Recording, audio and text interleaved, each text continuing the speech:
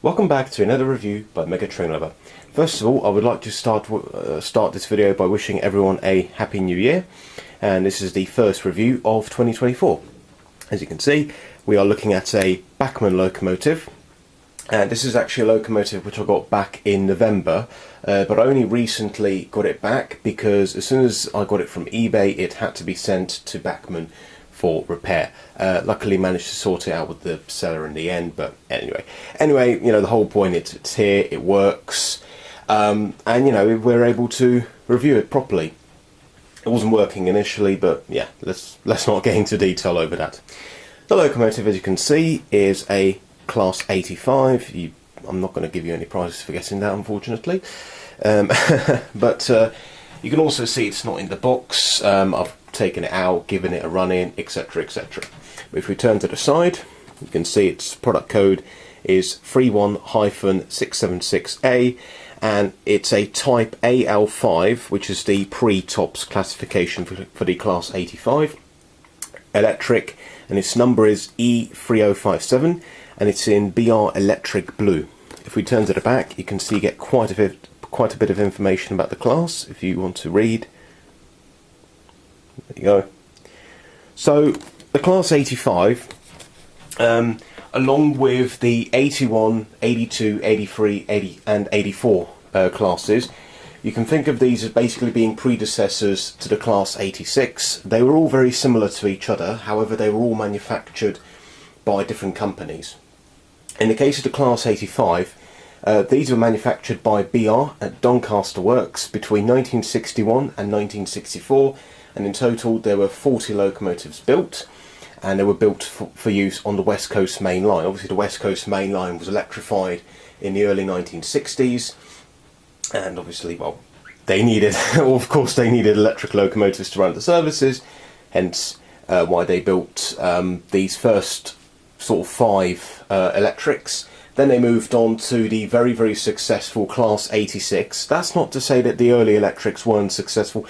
They did have some teething troubles, but that's just attributed down to the fact that, you know, this was fairly new, it's fairly recent at the time. Obviously, there wasn't a fully electrified main line on the 25 kilovolts overhead at that time.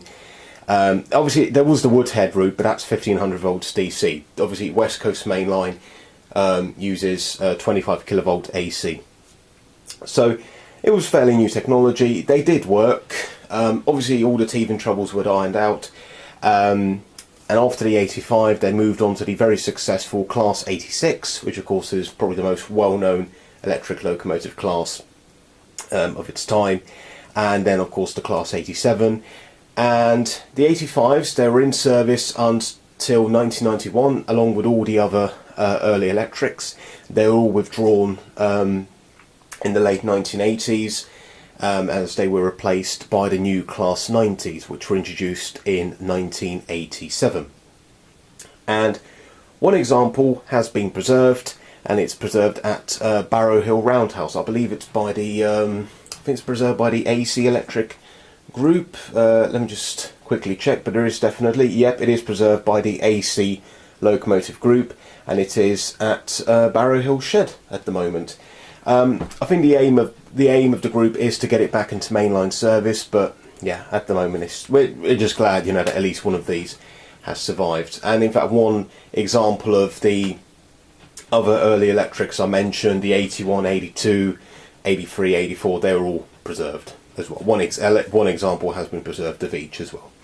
So what we're going to do, we're going to put the box to one side and let's take a look at the model, which by the way is the first electric, sort of classic electric locomotive which I have in the collection. Wow.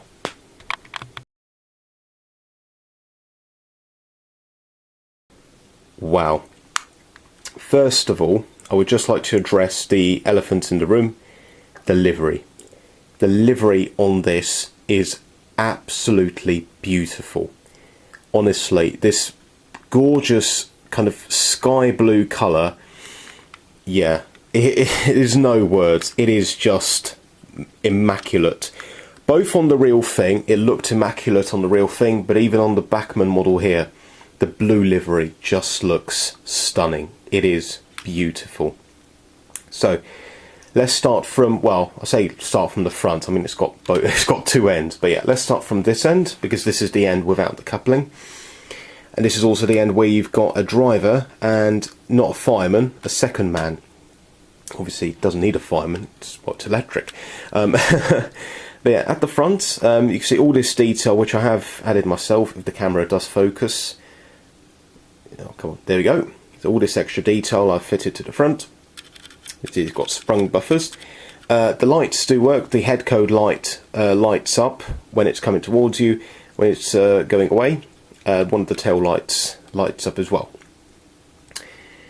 And is the bogey detail looks really nice. I mean, I really like this pipe work. I'm not entirely sure what that is, but this piping around the top of the bogey frame, that's really, really nice. You can see the etched number plates. I've fitted those myself. They do come in the detail pack, albeit this one is a little bit botched, I will admit. Even these crests here on the side, they what's it called? They're etched. They had to be fitted as well, and I did the same with all the numbers. I mean, okay, they're a little bit botched. I do apologise, but I mean, I'm not the biggest expert at fitting etched. Yeah, I only recently got hands on Evo stick glue, and I've practiced. But yeah, it's still a little bit. Yeah, I'm not entirely proud, but looks okay. Not entirely proud. Well, it looks okay though. You can see get separately fitted handrails all around the locomotive, on the front, on the side of the doors. You can clearly tell that this is not an 86 because the front of the loco is much more slanted than on an 86. So on an 86, the cab looks similar, like sort of the way the cab roof and the way the windows slant. That's on an 86, but on an 86, below the windows, the front of the locomotive is very flat, whereas here it's more rounded, and it's the kind of slant carries on down towards the buffer beam. So this is not an 86, this is an 85, and it is basically an earlier version of the 86.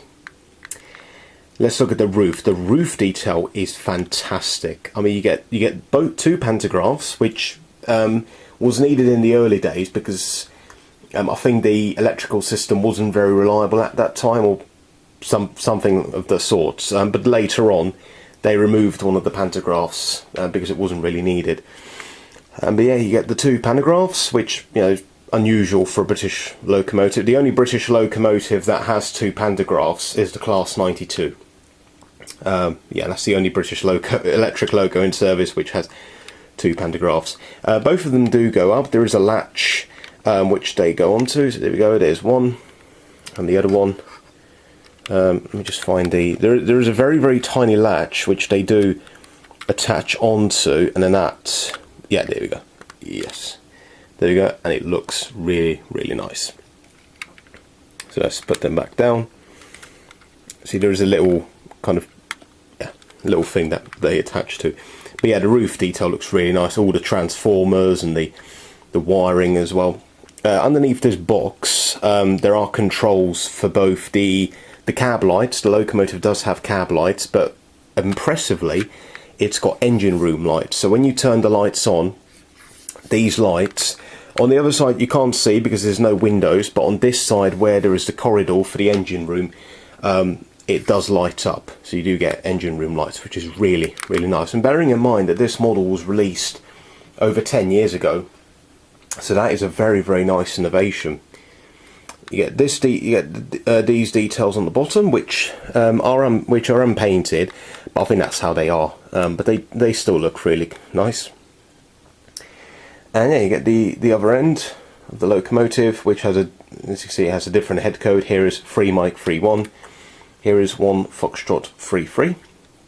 And this is the end where I've not fitted any details, as this is where I've fitted the coupling for the locomotive. But as you can see, it does have sprung buffers on this end, etched number plates E3057. And maybe I've showed this already, but you can see the etched I think that's a BR logo. Yeah, yeah, it kind of looks like a BR logo. But yeah, that's by default that one is printed, but here it's etched.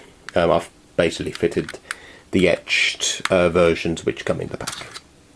So yeah, overall very, very impressed with this model, and it's quite weighty as well. There's quite a bit of weight to it, so it won't have any trouble with traction. But anyway, let's see how this beast of an electric locomotive runs.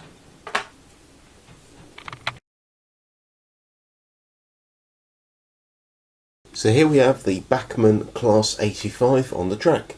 What we're going to do first, I'm going to turn the lights on. So function 0 controls the directional lights.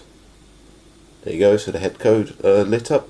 Function 1 controls the cab lights and the engine room lights. Boom. Wow. Very, very bright indeed.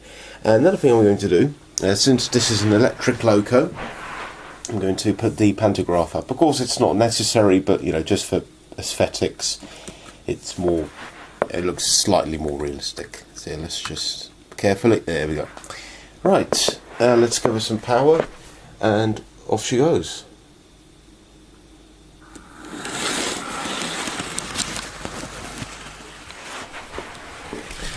And away she goes. Wow. Beautiful. Very, very smooth. No juddering, no jolting. Yeah, fantastic. Right, honestly, it's so, so bright. Let's get a few shots of her passing.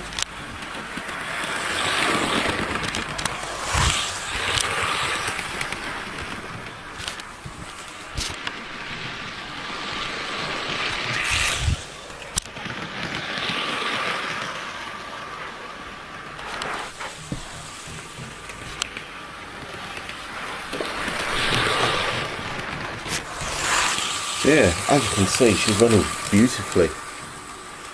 Very smooth. Yeah. Nothing much else to say really. Very impressed. First classic electric locomotive in the fleet. Amazing.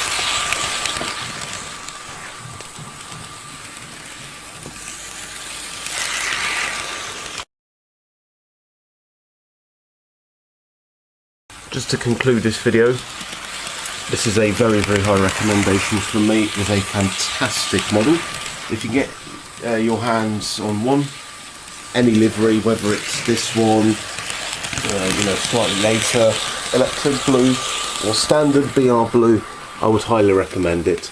Of course, these are pretty rare models now, but nonetheless, I still recommend it. It's a fantastic model. Anyway, thanks very much for watching, and I shall see you in the next video. Goodbye.